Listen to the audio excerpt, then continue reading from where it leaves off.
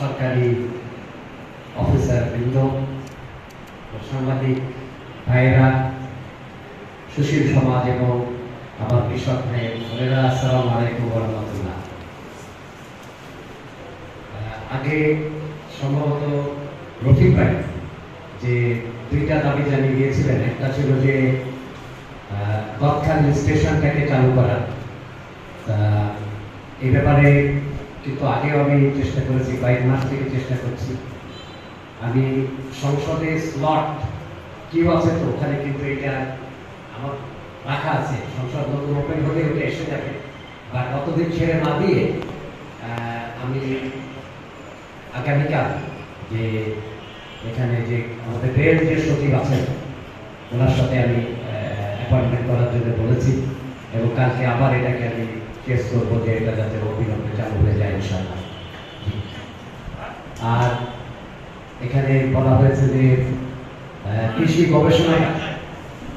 গবেষণাগার তো আলাদাভাবে করা মনে হয় সহজ না, কিন্তু আমরা যে কৃষি বিশ্ববিদ্যালয়ের জন্য আপনারা অনেকে হয়তো দেখেছেন যে কৃষি বিশ্ববিদ্যালয়ের জন্য আমরা অনেক দিন থেকে কিন্তু কাজ করছি, এবং গত নভেম্বর মাসে এইটার একটা ফিজিবিলিটি স্টাডির জন্য যে বিশ্ববিদ্যালয় ইউজিসি বলে বিশ্ববিদ্যালয় যে কমিশন আছে ওখানে চিঠি দেওয়া হয়েছে, এবং গতকালও ওটা রিকোয়েস্ট করে আসছি যে ওই রিপোর্টটা যাতে তাড়াতাড়ি দিয়ে দেন।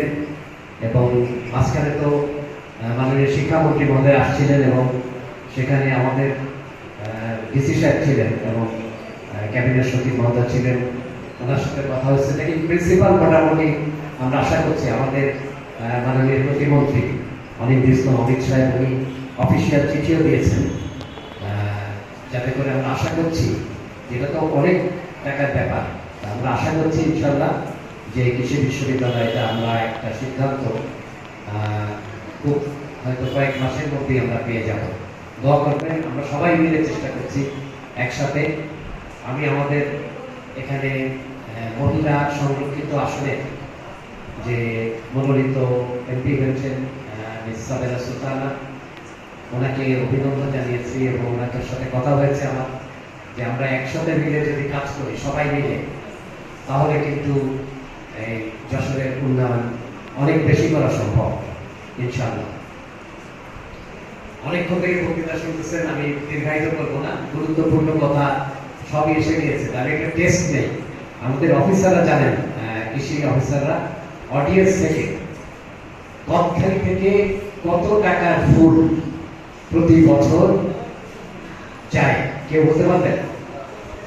কেউ জানলে হাত উঠান। জানেন না দেখি আমার কৃষি অফিসাররা কেউ বলতে পারবেন?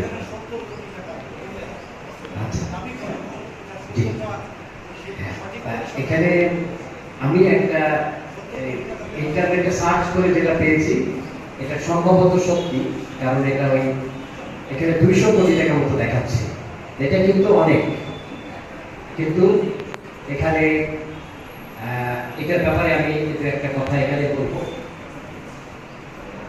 আমি সকালে ঢাকায় ছিলাম, সকালবেলায় রওনা হয়ে আসছি, এই জন্য আমার নোট আছে, নোট থেকে একটা পয়েন্ট দেখে নেবো, বেশি লম্বা করবো না, আপনাদের ভয় নাই। তো প্রথমেই আমি এখানে ধন্যবাদ জানাচ্ছি যে যারা উদ্যোক্তা, বিশেষ করে আমাদের যারা কৃষি অফিসার এবং আমাদের টিমে আছেন, তাদের অনেক প্রচেষ্টার মাধ্যমে একটা সুন্দর একটা যে প্রদর্শন মেলা, কৃষি প্রযুক্তি প্রদর্শন মেলা 26, এটা কিন্তু যে অবস্থা আমরা দেখছি, এটার পিছনে কিন্তু অনেক কাজ, উদ্যোক্তাদের কাজ। এই জন্য আমি প্রথমেই ওনাদেরকে ধন্যবাদ দিচ্ছি, এবং এখানে উপস্থিত হতে পেরে আমি আল্লাহ শুকরিয়া জ্ঞাপন করছি।